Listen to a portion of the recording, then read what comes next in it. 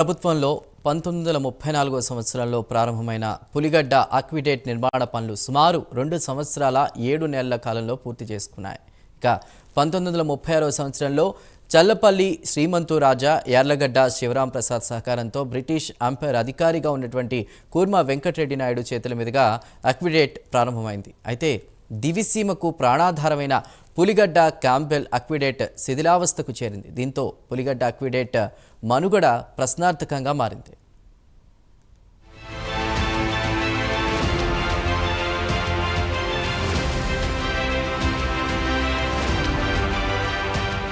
Puligadda aqueduct canal 406 మీటర్ల పొడవుతో 2 అబూట్మెంట్స్తో 35 పిల్లర్లు, 36 కాణాలు, 2 సర్ప్లస్ ఎస్కేప్స్ కెనాల్ క్రింది భాగాన ఏర్పాటు చేశారు.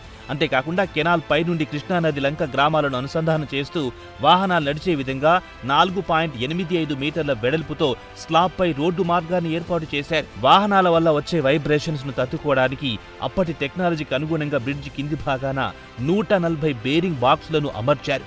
బ్రిడ్జికి డ్యామేజ్ ఏర్పడకుండా ఉండడానికి భారీ వాహనాలు ప్రవేశానికి వీల్లేకుండా కెనాల్కు ఇరుపక్కల చిన్న వాహనాలు మాత్రమే వెళ్లగలిగే విధంగా టర్నింగ్స్ ను ఏర్పాటు చేశారు.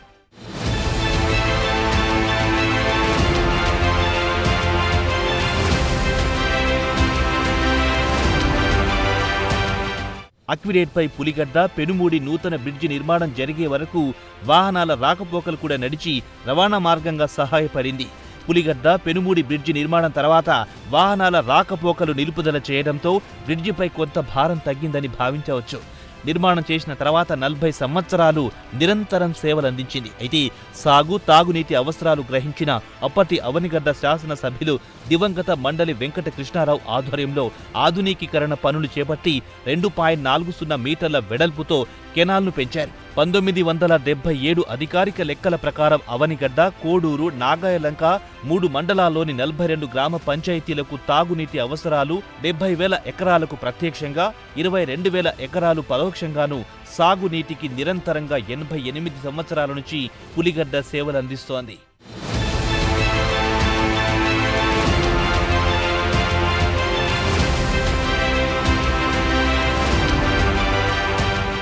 బ్రిటిష్ ఎంపైర్లో ఉన్న ఆర్థర్ కాటన్ బ్రిటిష్ ప్రభుత్వం దగ్గర నుంచి అక్విడేట్ నిర్మాణం గురించి ప్రతిపాదనలు తీసుకొచ్చి నిర్మాణంలో ప్రధాన పాత్ర పోషించడంతో ఇప్పటికీ దివిసీమ వాసుల మనసులో మహోన్నతమైన స్థానం దక్కించుకున్నారని చెప్పొచ్చు. పులిగడ్డ అక్విడేట్ నిర్మాణానికి ముందు పులిగడ్డ మండలం రేగులంక వద్ద బ్రిటిష్ వారు ఏర్పాటు చేసిన ఎత్తిపోతల పథకం ద్వారా తాగు సాగునీటి అవసరాలను తీర్చేవారు. ఎత్తిపోతల పథకం ద్వారా చివరి భూములకు నీరును అందించలేని పరిస్థితి గ్రహించిన ఆర్థర్ కాటన్ ఈక్విడేట్ ప్రతిపాదనను బ్రిటిష్ ప్రభుత్వం ముందుంచినట్టు మనకు తెలియవచ్చిన సమాచారం.